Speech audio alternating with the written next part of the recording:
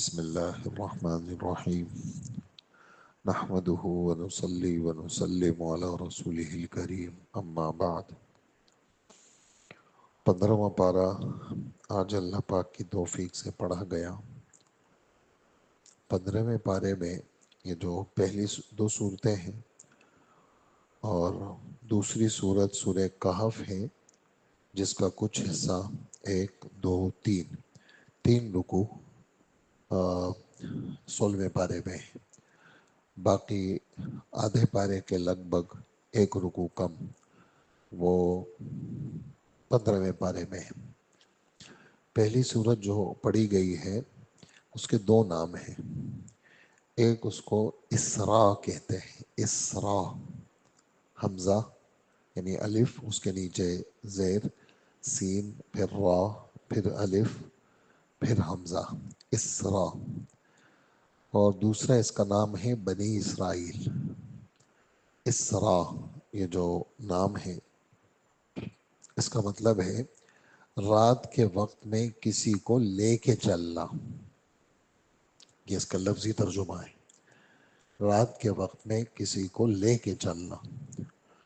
تو پہلی آیت میں اسراء کا بیان ہے کہ اللہ پاک نے بطور معجزہ حضور صلی اللہ علیہ وآلہ وسلم کو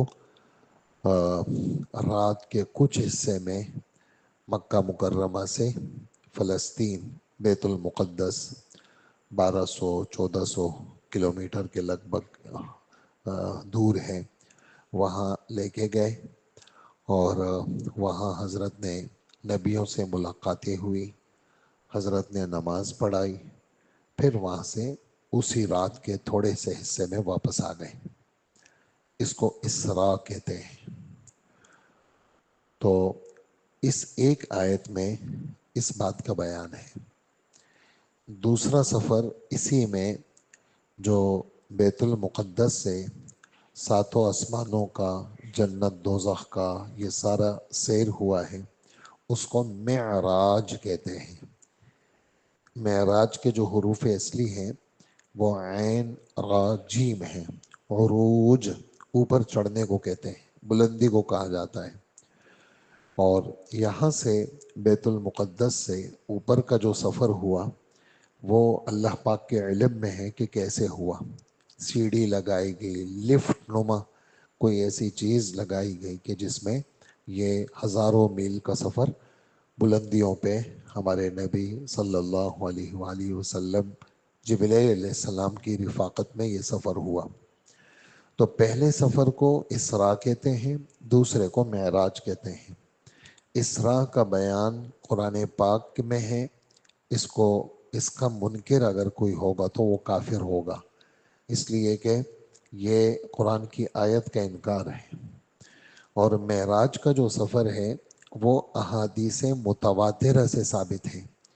فجر کے درس میں 2-4 دن پہلے متواتر کی تعریف آئی تھی کہ متواتر اس کو کہتے ہیں کہ اللہ کے رسول صلی اللہ علیہ وسلم سے لے کر آخر تک اتنے زیادہ لوگ اس کو نقل کرنے والے ہوں کہ ان کا جھوٹ کے اوپر اتفاق ناممکن ہو، اس کو متواتر کہتے ہیں۔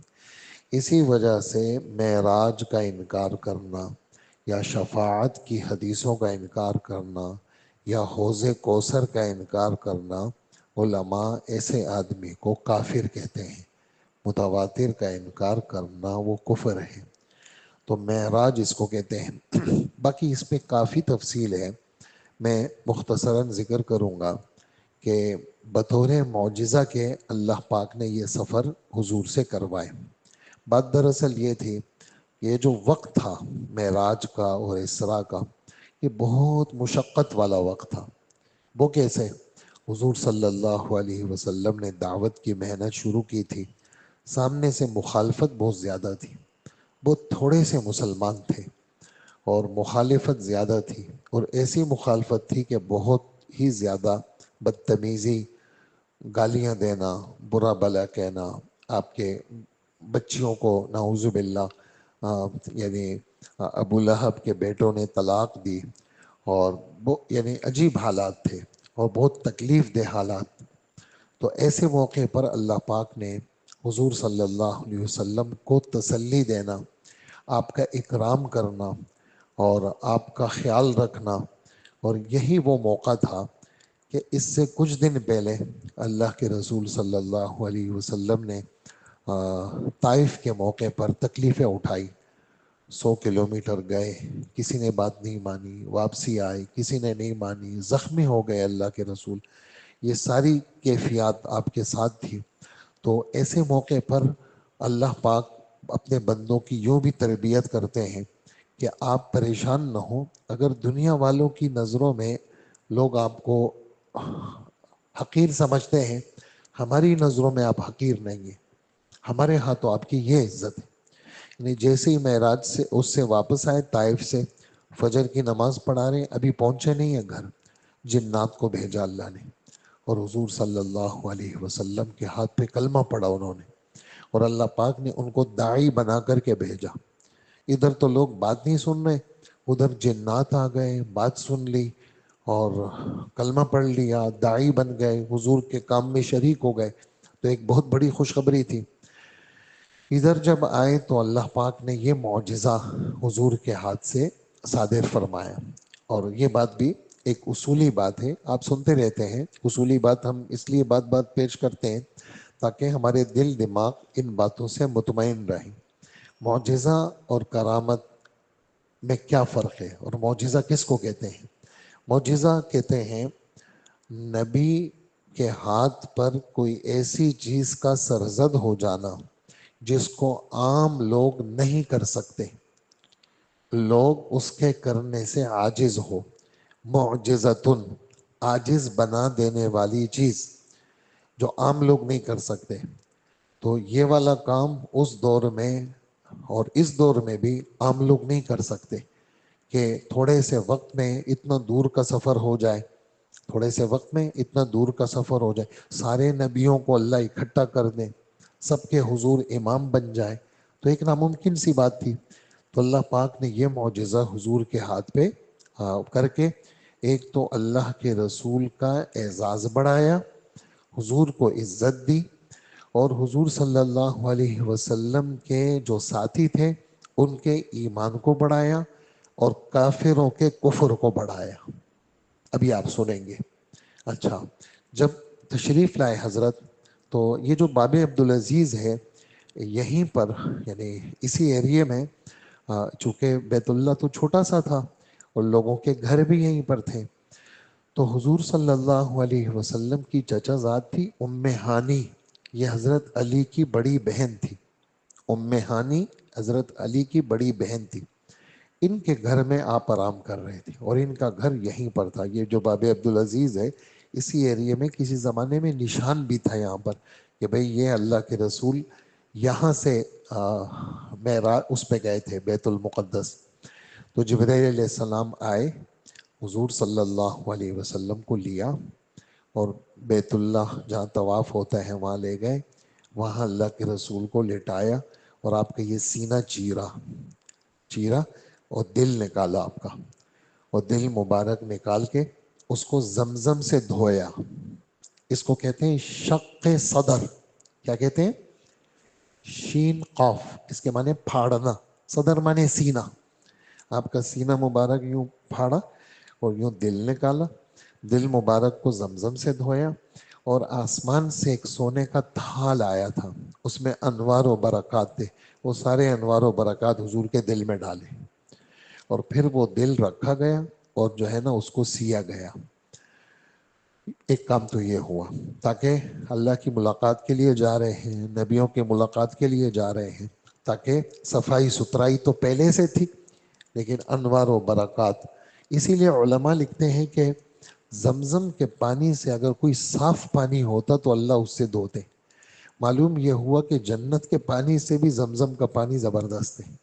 جبھی تو اللہ پاک نے حضور صلی اللہ علیہ وسلم کا دل مبارک وہ اس پانی سے دھویا، اور یہ آپ کا دل وہ ہوا۔ اور پھر ایک جانور لایا گیا سفید رنگ کا، جو گدھے سے بڑا تھا اور گھوڑے سے چھوٹا تھا، جس کو خچر کہتے ہیں۔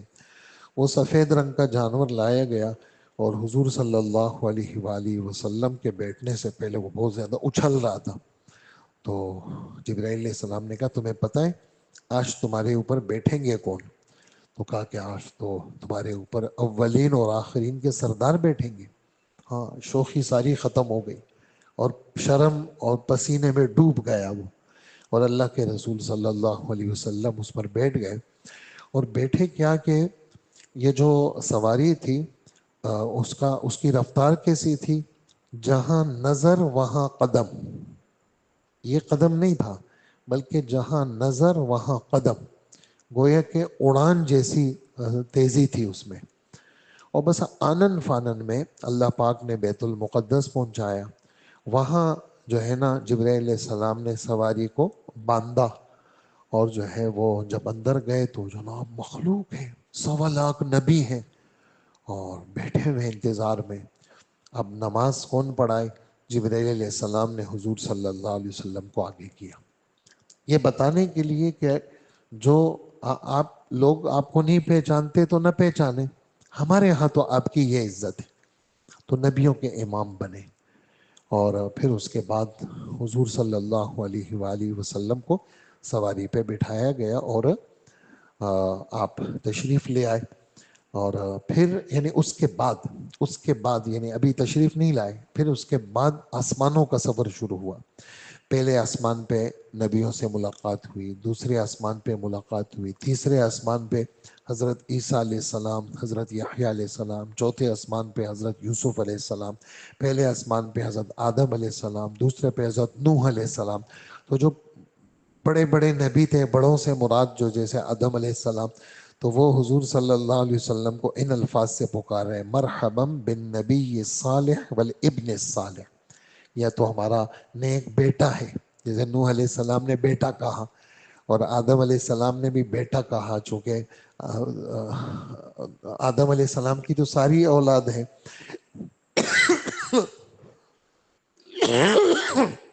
اور نوح علیہ السلام کہ جب سیلاب آیا تو ساری مخلوق، بعد کی جتنی مخلوق ہے وہ حضرت نوح علیہ السلام کی اولاد ہے.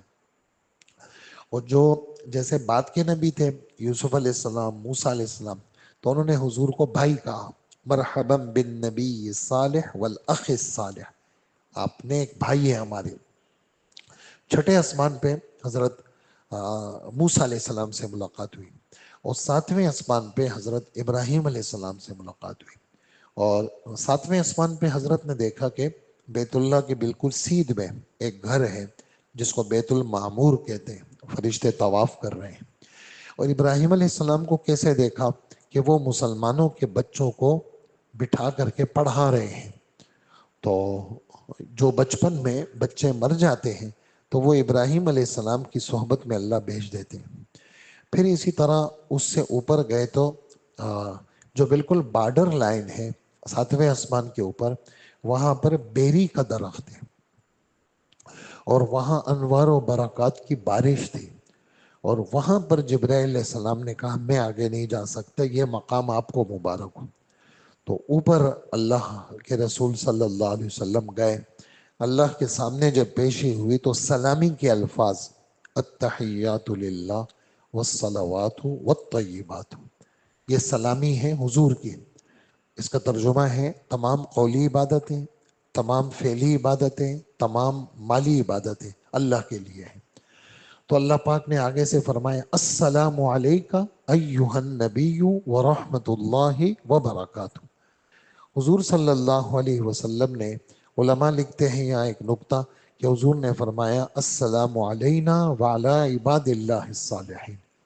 تو حضور صلی اللہ علیہ وسلم نے قیامت تک کے نیک لوگوں کو شامل کیا. حضور نے یہ نہیں کہا السلام علیہ، مجھ پہ سلام ہو، نہیں، ہم پہ سلامتی ہو، اور ہر وہ نیک بندہ اس پہ سلامتی ہو. تو اللہ کے رسول فرماتے ہیں کہ جب بھی مسلمان اتحیات میں یہ دعا پڑھتے ہیں، آسمان اور زمین میں کوئی بھی نیک بندہ بندی ہو، اللہ پاک اس کو یہ سلام پہنچا دیتے ہیں، یعنی اس کا ثواب مل جاتا ہے. خیر جی، وہاں سے سورہ بقرہ کی آخری 2 آیتیں ملی، 50 نمازیں ملی.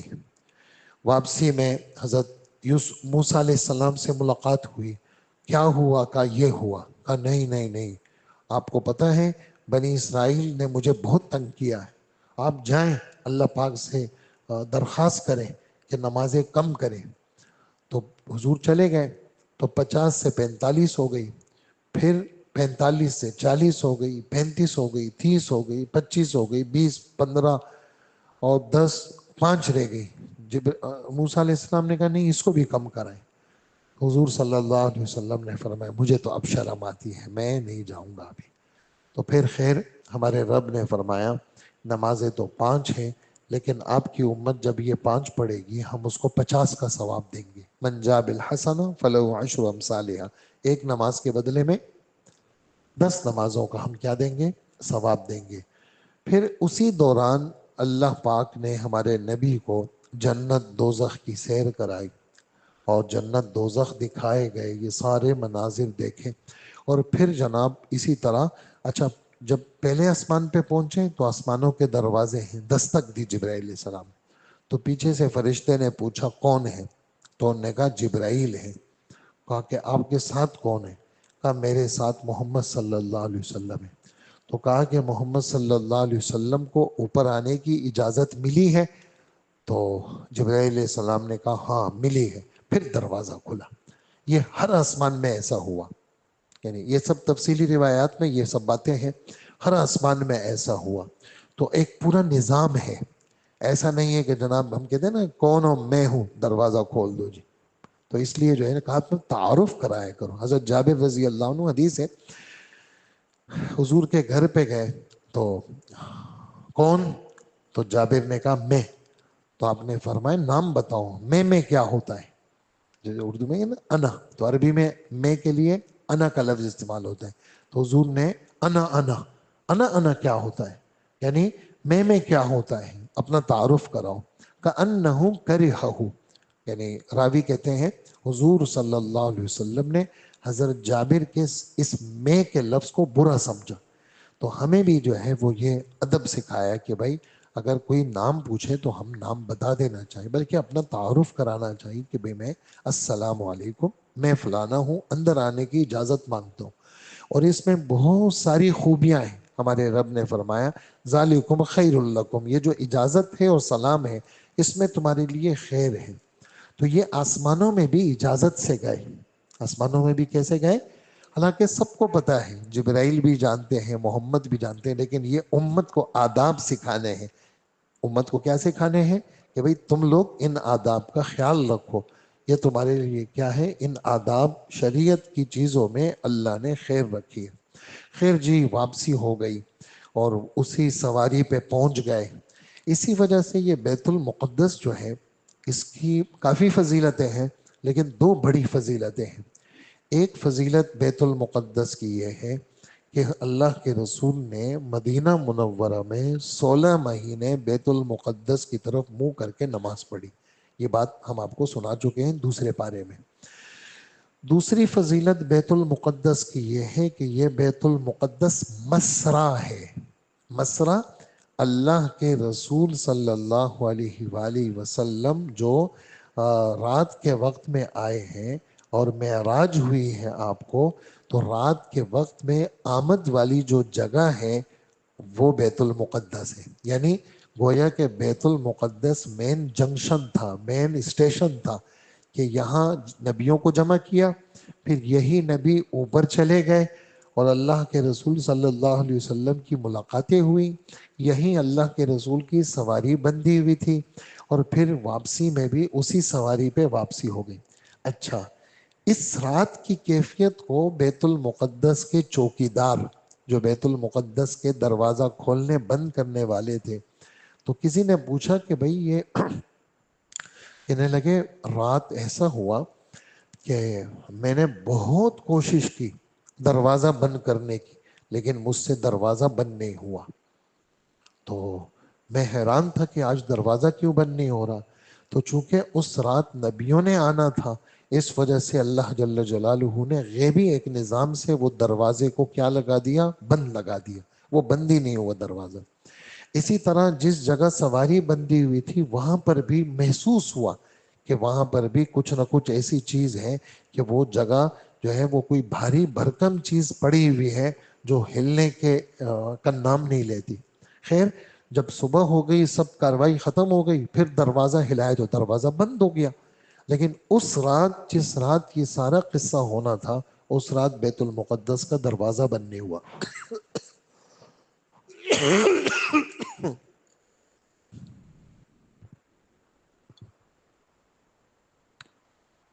اب واپسی ہو رہی ہے، پہنچ گئے جی. آپ اندازہ لگائیں جتنی دیر میں نے یہ قصہ سنایا، یہ تو میں نے بہت مختصر سنایا آپ کو، بہرحال اس میں بھی دیر لگی، لیکن پہنچ گئے جی اللہ کے رسول. اب اور کیسے اللہ پاک نے، جبرائیل علیہ السلام نے حضور صلی اللہ علیہ وسلم کو کیسے نکالا تھا، اس میں دو باتیں آتی ہیں. ایک بات تو یہ کہ دروازے سے نکالا تھا. تو دروازے میں جیسے ہمارے کنڈی لگتی ہے، تو جیسے کنڈی جو ہے نا وہ آپ نکلے تو کنڈی ایسی ہلتی ہے، کہ جس طرح نکلنے کے وقت تھوڑی دیر کے لیے وہ کنڈی ہل رہی ہوتی ہے نا، کہ وہ کنڈی ایسی ہل رہی تھی.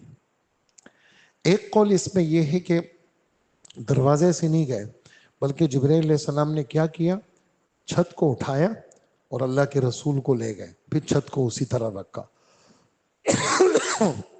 اور اس میں ایک رتی برابر بھی مٹی نہیں گری.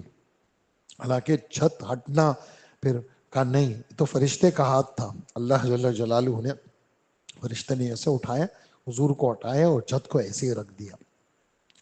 تو یہ، اور یہ بھی آتے ہیں روایتوں میں، یہ سب سیرت کی کتابوں میں یہ باتیں ہیں، اور سیرت کے ساتھ ہمارا تعلق ہونا چاہیے، اور ہم تھوڑا تھوڑا مطالعہ کیا کریں. موبائل سے فرصت ملے تو ہم تھوڑا تھوڑا مطالعہ کریں. سیرت مصطفیٰ، مولانا ادریس صاحب، مولانا ادریس صاحب کاندلیوی، یہ جو کاندلہ کا علاقہ ہے، مولانا الیاس صاحب جو تبلیغی جماعت کے بڑے تھے، یہ بھی کاندلہ کے علاقے کے تھے.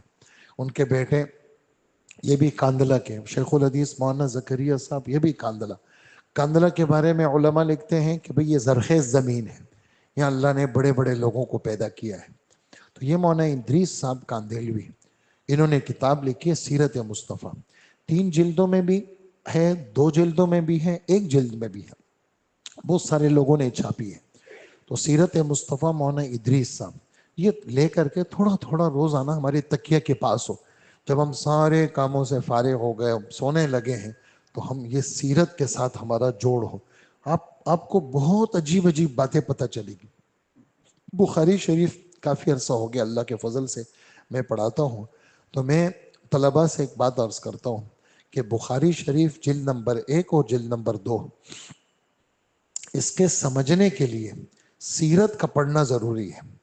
سیرت حضور کے ولادت سے پہلے کے حالات سے لے کر حضور کی وفات کے بعد تک کے حالات، وہ اس کتاب کے اندر جمع ہے. یہ والی بات بھی سیرت میں ہے. کون سی والی بات؟ جو ابھی آ رہی ہے، کہ جیسے آدمی بستر پہ سوتا ہے نا، تو بستر پر اس کے بدن کی گرمائش ہوتی ہے. کیا ہوتی ہے؟ بدن کی. تو کہا کہ حضور گئے، جنت بھی گئے اور بیت المقدس بھی گئے، نمازیں بھی ہوئی، ملاقاتیں بھی ہوئی، سارے کام. واپس جب پہنچے بستر اسی طرح گرم تھا. یہ ساری معجزات تھے. خیر جی، صبح ہوئی، حضور صلی اللہ علیہ وآلہ وسلم نے بات بتائی، یہ رات ایسا ہوا. تو اب جو ہے وہ کافروں کو تو موقع لگا. اس نے کہا اچھا جی، اب تک تو کچھ اور باتیں تھی، اب تو نئی بات ہو گئی جی. یہ کیا بات ہوئی کہ ایک رات میں اتنا دور گئے اور اتنا لمبا چوڑا سفر. تو انہوں نے نئے نئے مسلمانوں کو بہکانا شروع کیا. اتنے میں ابو جہل ملعون کی ملاقات حضرت ابو بکر صدیق کے ساتھ ہوئی. انہوں نے کہا پتہ ہے آپ کا دوست آج کیا کہہ رہے ہیں؟ تو انہوں نے کہا کیا کہہ رہے ہیں؟ تو انہوں نے کہا یہ کہہ رہے ہیں. تو انہوں نے کہا کہ میرا دوست اگر یہ کہہ رہا ہے نا، تو میرے دوست نے سچ کہا ہے. اسی وجہ سے حضرت ابو بکر کا لقب صدیق پڑ گیا. ابو بکر کا لقب کیا پڑا؟ صدیق پڑ گیا، کہ حضور صلی اللہ علیہ وسلم کے ایسے کھرے دوست اور ایسے دل سے تصدیق کرنے والے کہ وہ دلیل نہیں مانگی انہوں نے کہ بھئی یہ کیوں ہوا.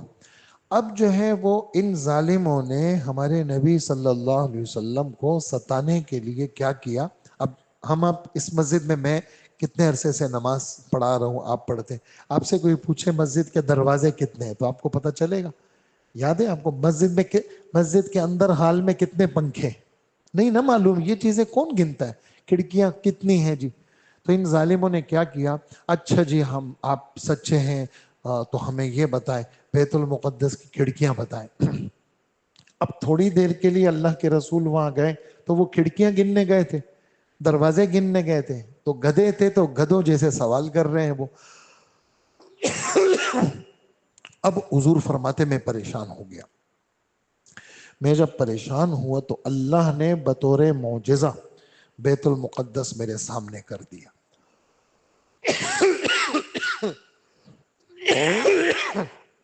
بیت المقدس سامنے ہو گیا.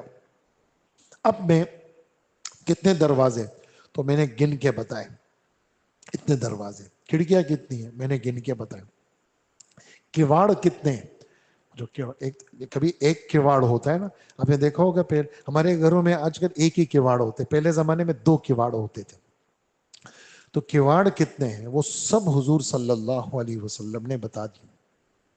لیکن جس کو نہیں ماننا تھا اس نے اور زیادہ اس میں کہا کہ آپ تو جادوگر ہیں، اور جن کو ماننا تھا انہوں نے مان لیا.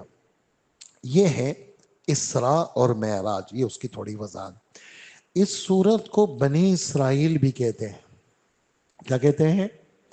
بنی اسرائیل کا بالکل تیسری آیت میں، دوسری آیت میں موسیٰ علیہ السلام کا بیان، اور تین آیتیں، اور چوتھی آیت سے بنی اسرائیل یہ ایسی خطرناک قوم ہے، ان پر قسم قسم حالات آئے. حضرات نے تقریباً 6 قصے لے، آپ تصویر تو نہیں لے رہے نا، حضرات نے 6 قصے لکھے ہیں یہاں پر، جس کو 2 قصوں 6 میں سے 2 کو ترجیح دی ہے. کہ جو بخت نصر ایک علاقہ تھا، وہاں کا بادشاہ تھا، انہوں نے اس بنی اسرائیل کو ذلیل کر کے بیت المقدس سے نکالا، اور بیت المقدس کو آگ بھی لگائی، اور بیت المقدس میں جو سونا تھا وہ بھی لے گئے. اور اللہ جل جلالہ یہ 2 قصوں میں ان بنی اسرائیل کو، حضور کے زمانے کے بنی اسرائیل اور مدینے کے یہودیوں کو یہ بتانا چاہ رہے ہیں کہ اے مدینے کے یہودیوں، تمہارے بڑوں پر یہ حالات آئے، اور بیت المقدس تمہارا قبلہ ہے اس سے نکالے گئے اور ذلیل کیے گئے. دیکھو باز آ جاؤ، محمد الرسول اللہ کی بات مان لو. اور یہ قصے تمہارے ساتھ ہوئے، تمہارے بڑوں کے ساتھ ہوئے، ان کو ذلیل کیا گیا، ان کو رسوا کیا گیا. پھر اللہ نے توبہ قبول کی، پھر اللہ نے تمہیں دوبارہ بیت المقدس دے دیا، کافروں سے چھین کر کے اللہ نے بیت المقدس تمہیں دے دیا. دیکھو حضور کی بات مان لو. اور دیکھو اگر تم بات نہیں مانو گے تو جو حشر بیت المقدس کے اندر یہودیوں کا ہوا تھا تمہارا بھی ہوگا. لیکن ان کو کہاں شرم آنی تھی. 3 قبیلے تھے، بنو قینقاع پہلے نکلا، بنو نذیر بھی ذلت کے ساتھ نکلا، اور بنو قریظہ 5 ہجری میں مرد مارے گئے، عورتیں اور بچے غلام بنائے گئے. تو اور پھر یہاں سے خیبر گئے. خیبر میں ان کی شرارتیں، مدینہ منورہ سے کچھ فاصلے پر خیبر کا علاقہ ہے، خیبر میں ان کی شرارتیں. تو وہاں حضور صلی اللہ علیہ وسلم نے وہاں بھی ان کو، ان کے پیچھے غزوہ خیبر کر کے سن 7 ہجری میں وہاں بھی حضور نے ان پر کارروائی کی. پھر حضرت عمر کے زمانے میں ان کو خیبر سے نکال کے شام بھیجا گیا. تو اس موقع پر ایک ان کے سردار نے کہا کہ تمہارے نبی نے تو ہمیں یہاں چھوڑا تھا اور تم دیکھو ہمیں نکال رہے ہو. تو حضرت عمر نے کہا مجھے یاد ہے میرے نبی کا جملہ، تمہیں ہی کہا تھا کہ تیرا اس وقت کیا حشر ہوگا جب تو اونٹنی پر بھاگ رہا ہوگا، اور نہ دن دیکھ رہا ہوگا نہ رات دیکھ رہا ہوگا، اور اونٹنی تجھے لے کے خیبر کی طرف جا رہی ہوگی. تو وہاں سے بھی اللہ پاک نے حضور صلی اللہ علیہ وسلم کا دعا قبول کی کہ یہودیوں کو خیبر سے بھی نکالا گیا. تو یہ اس وجہ سے اس سورت کو بنی اسرائیل کہتے ہیں. مطلب آپ سے کوئی سوال کرے اس سورت کا کیا نام ہے تو آپ کہیں گے ایک نام تو اسراء ہے، اس وجہ سے اسراء کہتے ہیں، اور اس وجہ سے اس کو بنی اسرائیل کہتے ہیں. اسی طرح اس سورت میں قرآن پاک، بار بار آپ نے سنا ان ھذا القرآن وَنُنَزِّلُ مِنَ الْقُرْآنِ وَلَقَدْ صَرَّفْنَا فِي هَذَا الْقُرْآنِ وَلَقَدْ صَرَّفْنَا لِلنَّاسِ فِي هَذَا الْقُرْآنِ وَلَقَدْ صَرَّفْنَا فِي هَذَا الْقُرْآنِ لِلنَّاسِ. آپ نے بار بار قرآن کہ قرآن پاک کا برحق ہونا، قرآن پاک کا ہادی ہونا، قرآن پاک کا شفا والا ہونا، یہ اللہ پاک نے اس صورت میں جا بجا بیان کیا. اسی طرح ایک مرکزی بات جو اس صورت کا خاص حصہ ہے، اللہ پاک نے ماں باپ کی خدمت کا حکم دیا. ابھی وطر میں بھی بچے نے پڑھا آپ کے سامنے، میں نے پڑھا تھا تیسری رکعت میں پڑھا تھا، دوسری رکعت میں، کہ اللہ پاک نے حکم دیا ہے کہ اللہ کے سوا کسی کی عبادت مت کرو. اور دیکھو ماں باپ کا خیال رکھو، خصوصاً بڑھاپے کے اندر جب یہ دونوں بوڑھے ہو جائیں، دونوں ہیں یا ایک ہے، تو اے بیٹے، چونکہ عمومی طور پر بیٹیاں تو شادی ہو جاتی ہے، وہ تو کہیں اور چلی جاتی ہے، تو بیٹا پاس ہوتا ہے، تو بیٹے کو کہا کہ بیٹا تجھے اگر باپ کی ماں کی کوئی بات بری لگے اف تک مت کہنا. علماء لکھتے ہیں کہ اگر اس اف سے بھی کم درجہ ہوتا تو اللہ پاک اس کو بھی بیان کر دیتے. اور دیکھو ماں باپ کو جھڑکنا مت، اور دیکھو ماں باپ سے عزت والے لہجے میں گفتگو کرنا. حضرت عائشہ فرماتی ہے میں نے حضور سے پوچھا قولاً کریمہ کا کیا مطلب؟ فرمایا قولاً کریمہ کا مطلب یہ ہے ایک سخت مزاج آقا غلام اس سے کیسے دب کے بات کرتا ہے کہ ایسے ہی اپنے ماں باپ کے سامنے دب کے رہا کرو. اور یہ جو کندھے ہیں اپنے ماں باپ کے سامنے ایسے جھکا کے رکھا کرو، اور ان کے سامنے ایسے مت رہا کرو. ماں باپ سے آگے مت چلا کرو، اپنی آواز کو ماں باپ سے زیادہ تیز مت کیا کرو. اور نمازوں میں اور قبولیت والے اوقات میں یہ دعا مانگا کرو، اے میرے رب میرے ماں باپ پہ رحم فرما جیسے بچپن میں انہوں نے مجھے پالا ہے. اور خاص کر بڑھاپے کے اندر ماں باپ کا سہارا بننا ہے، ماں باپ کے لیے راحت کا سبب بننا ہے، اور ماں باپ کی روزانہ بدنی خدمت کرنی ہے. ماں اور باپ یہ ہمارا یعنی ہما جنتو کا و نارو کا، حضور فرماتے ہیں یہ تو یا تیرے لیے جنت ہے یا تیرے لیے دوزخ ہے. اس لیے خوش قسمت ہے وہ بیٹا جو ماں باپ کے ساتھ رہتا ہے. ماں باپ اس کے ساتھ نہیں رہتے، جو ماں باپ کے ساتھ رہتا ہے یہ خوش قسمت ہے بیٹا کہ جو ماں باپ کا دیدار روز کرتا ہے. اور ماں باپ اور کڑوی چیزیں بھی آتی ہیں، کبھی ماں بد مزاج ہو گئی اور بیوی کے ساتھ بنتی نہیں ہے، مشکلات ہوتی ہیں گھروں کے اندر، مشکل حالات ہوتے ہیں، لیکن ہم نے کسی بھی صورت میں ماں کو اور باپ کو فراموش نہیں کرنا. اور ماں باپ سے درخواست یہ ہے کہ وہ اپنے بچوں کو عزت دے، خامخواہ بچوں کو ذلیل نہ کرے. ہاں اکریمو اولادکم ہمارے نبی کا حکم ہے. خامخواہ ذلیل کرنا، خامخواہ باتیں سنانا، لوگوں کے سامنے بچوں کی برائیاں کرنا، ایسا نہیں کرے. بلکہ تھوڑا سا بڑھاپے کی وجہ سے چیزیں بری لگتی ہیں، لیکن تھوڑا سا مزاج کو نرم کرنا یہ والد سے درخواست ہے، والدہ سے درخواست ہے. اور بچوں کے ساتھ ایک طرح سے گزارا کرنا، ان کا خیال رکھنا. اور بچوں سے درخواست ہے کہ وہ تو بالکل جو ہے رضا الرب فی رضا الوالد وسخط الرب فی سخط الوالد. باپ اور ماں راضی تو رب راضی، اور باپ اور ماں ناراض تو رب ناراض. تو بہت زیادہ خصوصیت کے ساتھ ہمارے. اور پھر یہ بھی فرمایا اللہ پاک تمہارے اندر کو جانتے ہیں. کبھی کبھار اولاد سے کوئی تیز جملہ نکل جاتا ہے تو پھر اگر معافی مانگ لے، اماں آپ مجھے معاف کر دیں، ابو مجھے معاف کر دیں، تو انشاءاللہ ماں باپ معاف بھی کر دیتے ہیں.